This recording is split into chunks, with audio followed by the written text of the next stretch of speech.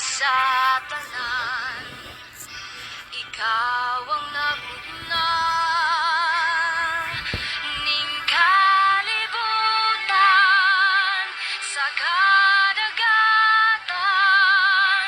ug kalangitan. Walay rason nga dili ka na mo simbahon. Walay rason nga dili ka pagabayon. Walay rason nga dili ka na mo halaran. Pasidunggan, pasalamatan sa tanan.